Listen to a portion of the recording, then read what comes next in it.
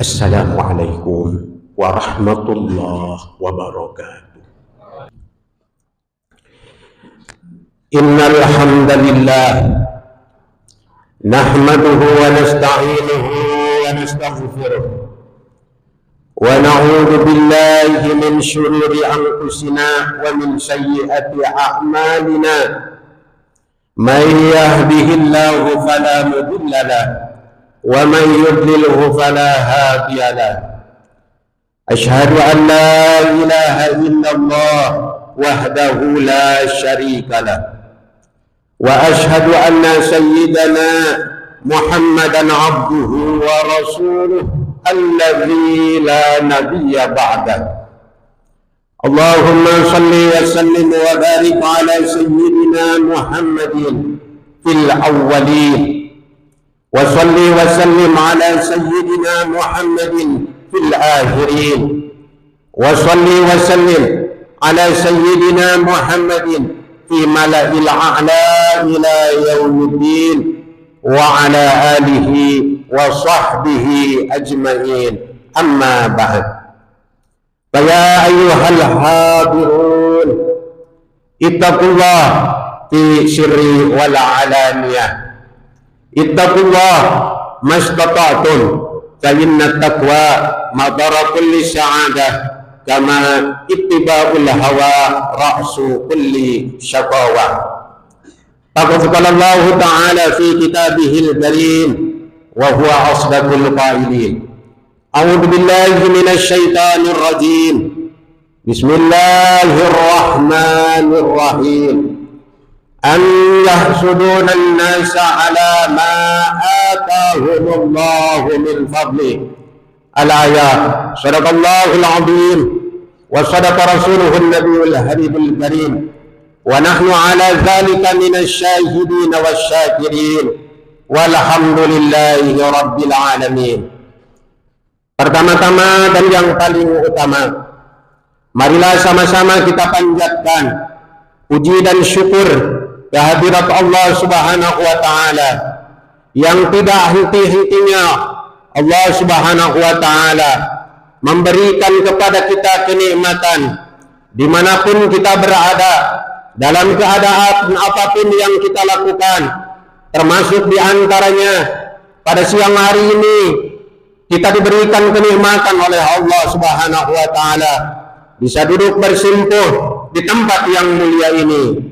Mungkin ada sebahagian saudara-saudara kita yang saat ini ditakdirkan oleh Allah Subhanahu wa ta'ala tidak bisa duduk. Kita masih diberikan oleh Allah Subhanahu wa ta'ala kedipan mata yang begitu amat sangat nikmat. Kita masih diberikan oleh Allah Subhanahu wa ta'ala hembusan nafas yang begitu amat sangat nikmat. Mungkin diantaranya ada saudara-saudara kita yang saat ini lagi kesulitan bernapas, sampai bernapas pun harus dibantu dengan bantuan oksigen. Alhamdulillah, kita panjatkan puji syukur kita kehadirat Allah Subhanahu wa ta'ala. Mungkin ratusan, ribuan, jutaan, miliaran macam kenikmatan yang Allah berikan kepada kita pada hari ini.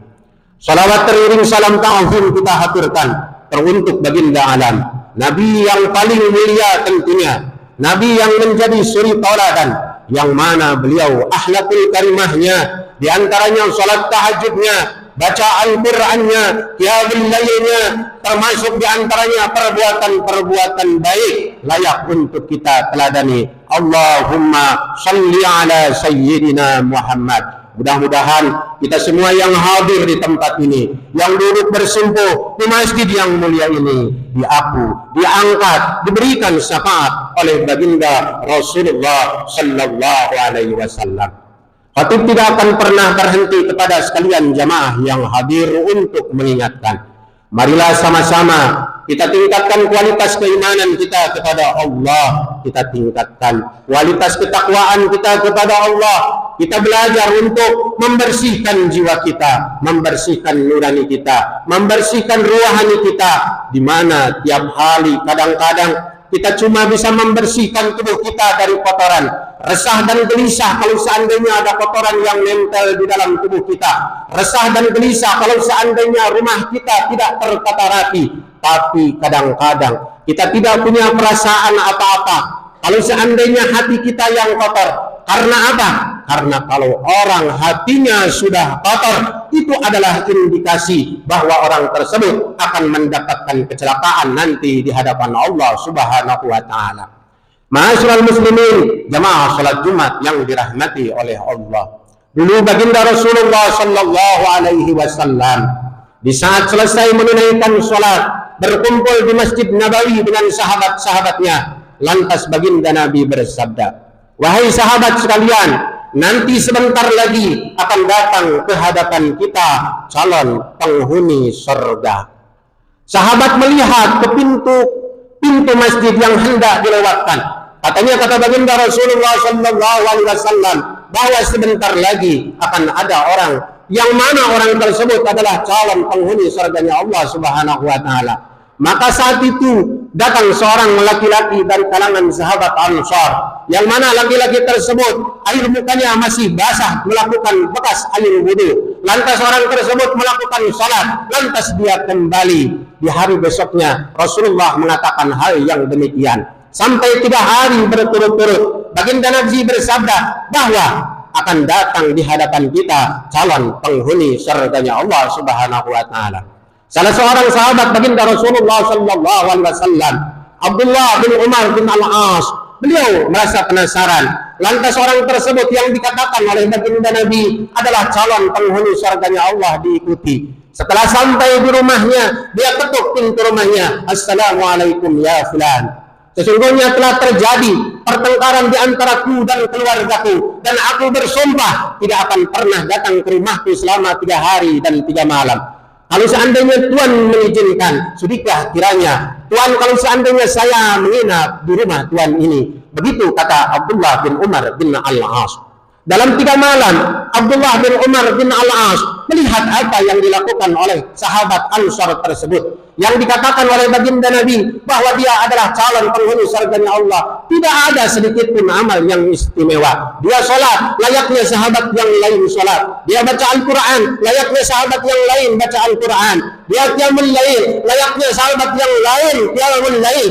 Menurut Abdullah bin Umar bin Al-As, tidak ada sesuatu yang istimewa daripada orang tersebut. Tapi mengapa baginda Rasulullah sallallahu alaihi wasallam mengatakan bahwa orang ini adalah calon penghuni surganya Allah Subhanahu wa taala?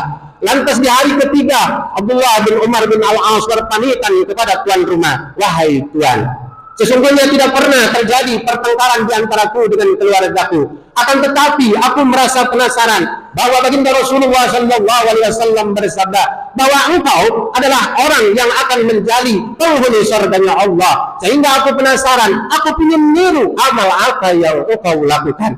Maka orang itu mengatakan, "Wahai Tuhan, aku tidak pernah memiliki amal yang istimewa. Cuma perlu Tuhan ketahui bahwa sedikit pun tidak ada di dalam hati kaya, tidak ada di dalam hati saya ini kebencian, rasa hasud, rasa iri, rasa dengki terhadap saudara-saudara semuslim saya." Maka Abdullah bin Umar bin Al-As mengatakan, inilah sesungguhnya amal yang istimewa. Adalah manakala kita telah membersihkan hati kita dengan sifat-sifat yang seperti itu. Karena apa? Karena sifat hasud itu adalah sifat yang begitu amat sangat buruk. Sifat hasud itu adalah sifat yang begitu amat busuk. Seseorang, siapapun orangnya, dia seorang ustadz, dia orang pejabat, dia seorang pedagang, dia rakyat jelata, setiap orang pasti mengalami, bahkan akan dihinggapi dengan penyakit hasud tersebut. Maka kata baginda Rasulullah sallallahu alaihi wasallam, "Iyyakum wal hasada, fa innal hasada yaqulul hasanati kama taqulun narul hatabah." Kita semua harus menghindari daripada sifat hasud, karena sifat hasud itu adalah sifat yang memakan kebaikan, laksana api bakar, laksana api memakan kayu bakar. Sebanyak apapun kebaikan yang kita lakukan, sebesar apapun amal yang kita miliki, maka kalau seandainya kita memiliki sifat hasud, maka lenyaplah amal tersebut. Maka kalau seandainya kita mengambil sebuah pelajaran dari apa yang terjadi dulu. Allah Subhanahu wa taala menjadikan iblis itu jauh sebelum Nabi Allah Adam diciptakan. Iblis itu adalah makhluk yang begitu amat sangat taat kepada Allah Subhanahu wa taala. Tapi di saat Adam diciptakan, iblis diperintahkan untuk bersujud kepada Nabi Allah Adam alaihissalam. Lantas iblis menolak. Pertama, lantaran iblis di dalam hatinya ada sifat sombong. Dan yang kedua, segala usaha dikerahkan oleh iblis tersebut untuk mengeluarkan Nabi Allah Adam dari surga, karena di dalam diri iblis tersebut ada sifat hasud.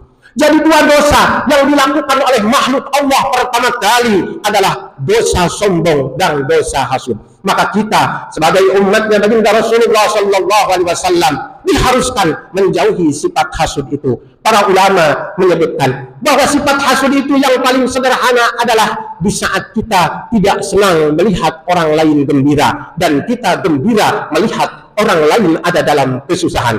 Kita iri, kita dengki, kita mengharapkan sesuatu yang ada pada diri orang lain tersebut biar hilang dan kenikmatan tersebut diberikan kepada kita. Maka kita memohon kepada Allah Subhanahu wa taala, mudah-mudahan di sisa-sisa umur kita, di sisa-sisa waktu yang Allah berikan kepada kita, entah hari ini mungkin akhir daripada kehidupan kita, entah minggu besok mungkin kita akan kembali kepada Allah, entah bulan besok mungkin kita akan dipanggil oleh Allah, entah tahun besok mungkin kita akan dipanggil oleh Allah Subhanahu wa taala.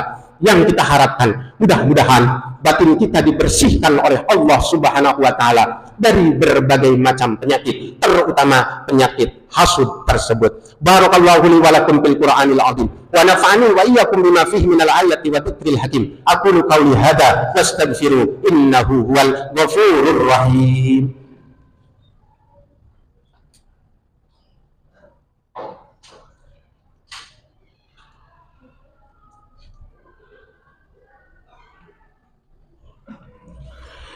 Alhamdulillah, alhamdulillahilladzi qaddara alaina bil jamaah fi yaumil jum'ah yaumil mubarakah.